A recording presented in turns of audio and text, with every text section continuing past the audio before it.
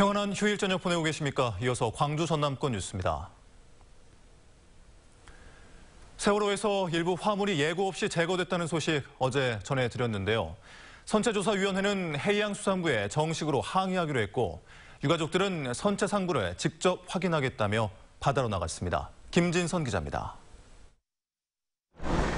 하루 2차례 정해진 시간에 신항 내 출입이 허가된 세월호 유가족들. 세월호를 실은 반잠수식 선박이 배 밑바닥이 보이도록 접안해 있는 탓에 선상은 물론 진흙수거 등 작업도 볼 수 없었습니다. 생업과 남은 가족을 위해 세월호가 육상으로 거치될 날까지 기다릴 수 없는 유가족들은 또다시 바다로 나섰습니다.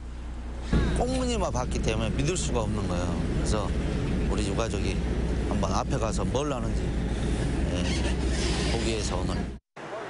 깨지고 부서진 선상부를 처음으로 가까이 보게 된 유가족들은 충격 속에 10분도 채 머물지 못했습니다.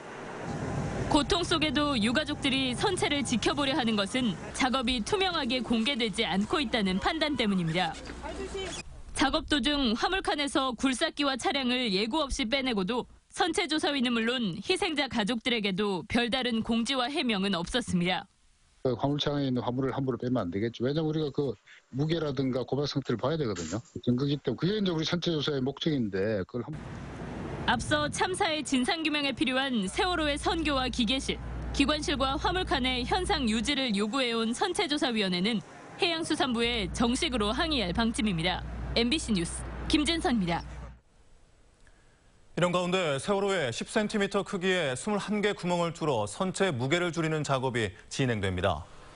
세월호 선체조사위원회는 6일까지 선체를 육상에 거치하지 못하면 다음 소조기까지 보름을 더 기다려야 한다며 세월호 무게를 12,000톤 이하로 줄이기 위해 선체 아랫부분에 구멍을 뚫어 해수와 진흙을 일부 배출해야 한다고 설명했습니다.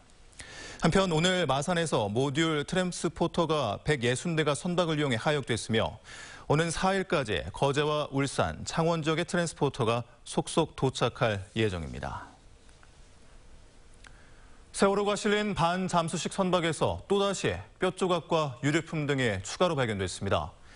오늘 오전 5시쯤 지난주 동물뼈가 발견됐던 곳 근처 반잠수식 선박 갑판에서 뼈 조각과 이준석 선장의 여권과 신용카드, 주인이 확인되지 않은 지갑과 볼펜, 손가방 등의 유실물이 작업자에 의해 발견됐습니다. 해양수산부는 뼈 조각 9개는 동물뼈로 추정되고 DNA 확인 작업을 거칠 계획이라고 설명했지만 유실물 수색과 관리를 허술하게 했다는 비판이 일고 있습니다. 세월호 참사의 실체적 증거가 놓여있는 목포 신항에는 시민들의 발길이 끊임없이 이어졌습니다. 추모와 진상규명, 미수습자 수습 등 시민들의 바람이 노란 물결과 함께 커져만 갔습니다. 양현승 기자입니다. 세월호 선체가 보이는 철망마다 노란 리본이 나부끼고 있습니다. 한마음으로 세월호 인양을 기다린 지 3년째. 참사를 기억하는 시민들의 발길이 계속됐습니다.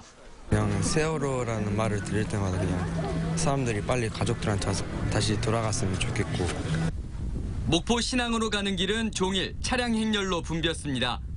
세월호 선체 곁은 참사의 아픔과 가족의 소중함, 국가의 의미를 이야기하는 곳이 됐습니다. 아이들의 손을 잡고 나온 가족 단위 방문이 특히 눈에 띄었습니다. 미안하죠. 미안할 따름이죠. 지켜주지 못한 거. 저기도 지금 큰 놈이 이 녀석들이랑 같은 해에 고등학교 2학년이었거든요. 3년 전에. 전국에서 이어졌던 노란우산 프로젝트의 40번째 행사도 목포 신항에서 열렸습니다. 선체 인양, 미수습자 수습, 진상규명, 책임자 처벌 가운데 이제 선체 인양 하나 이뤘을 뿐입니다. 인양만으로 끝난 것이 아니라 인양함을 통해서 사람이 먼저 찾아지고 그리고 사고의 진상이 잘 규명됐으면 하는 바람입니다. 목포 시민사회단체들은 세월호를 향해 묵념을 올리고 도보행진을 하는 등 방문객들이 함께 참여할 수 있는 추모 행사를 잇따라 마련했습니다. 전국적으로 이런 많은 추모객들이 이렇게 오시는데요. 이분들과 같이 추모를 통해서 세월호의 진실 규명. 일상을 묵묵히 지켜왔던 평범한 시민들이 미안함으로 만든 노란 물결이 가면 갈수록 거대한 파도가 되고 있습니다. MBC 뉴스 양현승입니다. 다음 뉴스입니다. 이변이 없는 한 내일과 모레 사이에 각 당의 대선 후보들이 모두 결정될 것으로 보입니다. 이제부터는 본선 구도가 어떻게 짜일지 관심인데 호남의 민심은 여기에서도 중요한 변수가 될 전망입니다. 윤근수 기자입니다. 순회 경선에서 연전연승하고 있는 민주당의 문재인 후보와 국민의당 안철수 후보가 본선 진출을 눈앞에 두고 있습니다.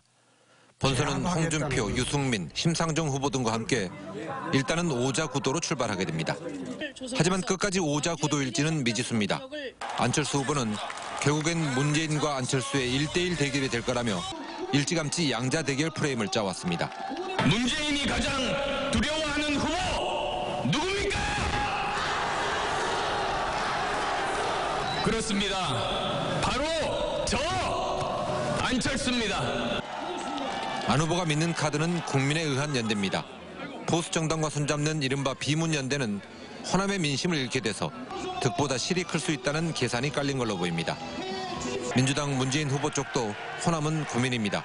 호남 경선에서 대세를 확인했지만 잠복해 있는 반문 정서가 언제든 발목을 잡을 수 있습니다. 이 때문에 호남 민심에 대한 문 후보의 애정 공세는 끝까지 유지될 걸로 보입니다. 내 고향은 전주요, 내 고향은 광주요. 당당하게 말할 수 있는 대한민국 저 문재인이 만들겠습니다. 이번 주에는 본선행 탑승자 명단이 모두 확정될 예정인 가운데 누구를 대선 고지에 올려놓을지 호남의 유권자들이 다시 선택의 기로에 서게 됐습니다. MBC 뉴스 윤근수입니다. 전남 지역 전통시장에서 화재보험에 가입한 점포는 10곳 가운데 2곳도 안 됩니다. 올해부터는 준정부기관이 보장 상품을 출시했지만 여전히 관심이 적어서 제도적 지원이 필요하다는 지적이 나오고 있습니다. 문형철 기자입니다. 리모델링 공사를 앞둔 여수 수산시장입니다. 지난 1월 화재로 불에 탄 점포는 모두 116곳. 이 가운데 개별보험에 가입하지 않은 50여 곳은 피해를 고스란히 떠안아야 했습니다.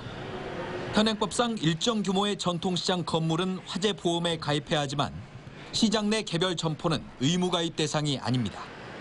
이 때문에 전국 전통시장에 있는 점포 가운데 화재보험에 가입한 곳은 26.6%에 불과하고 특히 전남은 전국 평균의 절반 수준에 그치고 있습니다. 회의 될 때마다 하고 있는데 잘 안 되네요. 상인들이 그러더라고요. 보험회사도 좀 끌어야 한다는. 이 같은 문제를 해결하기 위해 최근 출시된 전통시장 화재 공제. 점포 시설물과 집기, 판매 상품까지 보상받을 수 있고 준정부기관에서 운영하는 만큼 비용도 저렴하지만 여전히 큰 관심을 끌지 못하고 있습니다. 이 때문에 적극적인 홍보와 더불어 정부나 지자체 차원의 법적 제도적 지원책이 마련돼야 한다는 목소리가 높습니다. 전통시장 화재 공제나 전통시장 화재 보험 상품에 있어서 보험료를 일부 지원한다든가 정부에서 이제 재보험이라든가 정책보험에 전통시장에서 대형 화재가 발생할 때마다 특별교부금 같은 공적 자금이 적지 않게 투입되는 상황. 사회적 경제적 비용을 줄일 수 있다는 점에서도 선제적 지원의 필요성이 더욱 강조되고 있습니다. MBC 뉴스 문형철입니다. 광주시가 산하 기관장에 대한 인사쇄신에 나섰지만 인물난을 겪으면서 기관장 공백 상태가 장기화하고 있습니다.